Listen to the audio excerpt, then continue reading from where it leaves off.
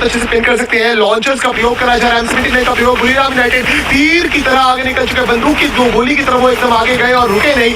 इस दौरान एक सेफ कंपाउंड, उन्होंने एक सेफ पैसेज तो बना लिया अपने लिए। जल्द जल्द कवर में और सेफ्टी की तरफ पहुंच के जोना हील करेंगे, पर इस दौरान ये बोल्ट मेकर्स ओपन ग्राउंड में आपको टिकने नहीं देंगे। लॉन्च पैड का प्रयोग आसमान से गिरे क्या इवॉस के पास बजा पहुंचे इंडोनेशिया वर्सेस जगह पे हाईलाइट शुरू होने वाला है। पर लॉस पिछली बार अर्ली एलिमिनेट हुए थे, ज्यादा पॉइंट्स नहीं कमाए थे। इस बार भी खाता नहीं खोला है, पर जो सामने टीम है उनसे दो हाथ करने के लिए बिल्कुल तैयार।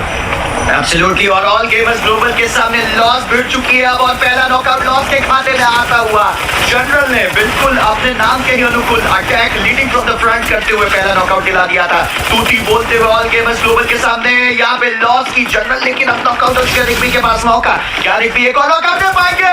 वो ऑल गेमर्स ग्लोबल का खात्मा, और एक टीम जो काफी ज्यादा यहाँ पे अग्रेसिव दिख रही थी उनको खामोश कर दिया गया। बुरीराम यूनाइटेड तो जोन में पास कर, इवोस भी मुझे लगता है शायद एलिमिनेट हो चुके हैं। जी हाँ, इवोस डिवाइन भी एलिमिनेट हो चुके हैं। वसाना शायद अकेले बचे। फाल्कन्स इस मुकाबले को जीतने के लिए मुझे पता नहीं क्यों ऐसा लग रहा है, और शायद सबसे परफेक्ट पोजीशन में फाल्कन्स और ट्विस्टेड माइंड्स हैं, क्योंकि ट्विस्टेड माइंड्स तो फिर भी एक साइड से एक्सपोज है, लेकिन फाल्कन्स के पास पूरा परमानेंट कवर है। इस मुकाबले को कर सकती है फाल्कन्स बुया अगर चाहे तो, बड़ी वापसी कर सकते हैं। लेकिन इस वक्त ट्विस्टेड माइंड्स कहीं ना कहीं इस खेल में नया ट्विस्ट लाना चाहते हैं, कोशिश कर रहे हैं निरंतर की एक आधी टीम को अगर हम एलिमिनेट करते तो उनका परमानेंट कवर हथियार है। ट्विस्टेड माइंड्स की ओर से हमला ट्रैप के ऊपर, यहाँ पे अगर आप देखें फ्लेम थ्रोअर का इस्तेमाल किया गया था। ग्रेनेड लॉन्चर ट्रैप के पास रहने वाली है, कहीं ऐसा ना हो कि ट्रैप जाते जाते भी एक ऐसी चोट दे जाए जो कभी उभर ना पाए वहां से।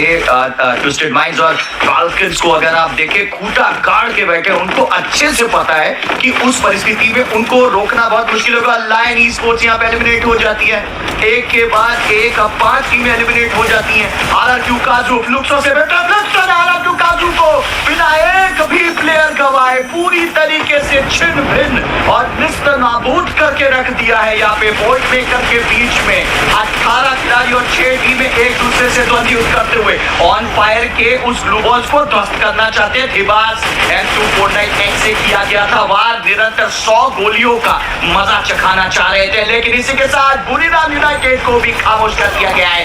केवल टॉपर्स को खामोश करने का मतलब है कि अब आपके वापसी के रास्ते खुल चुके हैं। लेकिन दूसरी तरफ फ्लुक्सो एक जोश के साथ आगे बढ़ते हुए और साफ कर दिया अपने पैच को कि इस मुकाबले में हम कुछ कमाल करके दिखाएंगे। फ्लुक्सो बनाम लॉस, और इसी के साथ करने की कोशिश। ओ यागो की गाना गेट से पहले ड्यू की शॉट चली, और इसी के साथ यहाँ पे यागो को निर्देश आ चुके अपनी टीम के द्वारा कि पीछे हटना पड़ेगा। ड्यू भी घुटनों पे आ चुके हैं। 15 खिलाड़ी बाकी में, क्या लगता है हो रहा?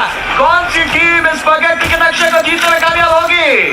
मात्र 4 टीम 10 खिलाड़ी। फाल्कन्स को एलिमिनेट करना चाहिए, उनका स्ट्रॉन्ग होल्ड तोड़ दिया गया है। इस दौरान अगर बात करें फ्लुक्सो की हालत खराब, पर हेल्थ कम, यहाँ पे लॉक करा जाएगा। अब यहाँ पे MT7 आखिरी खिलाड़ी है, स्नाइपर के साथ क्लच करना पड़ेगा। M2 भी हाथों में और वो शॉट लिया और बोल गया। जी हाँ, अपने टीममेट्स को बचाया, बट जिनको रिवाइव देने का ट्राई करा जा रहा है, पर यहाँ पे फाइनल स्लैम आ सकता है लाउड की तरफ से। लाउड की खिलाड़ी बचे हुए, यही अगर बात करें ट्विस्टेड माइंड के पास पूरा कंट्रोल होने वाला है। Twisted mind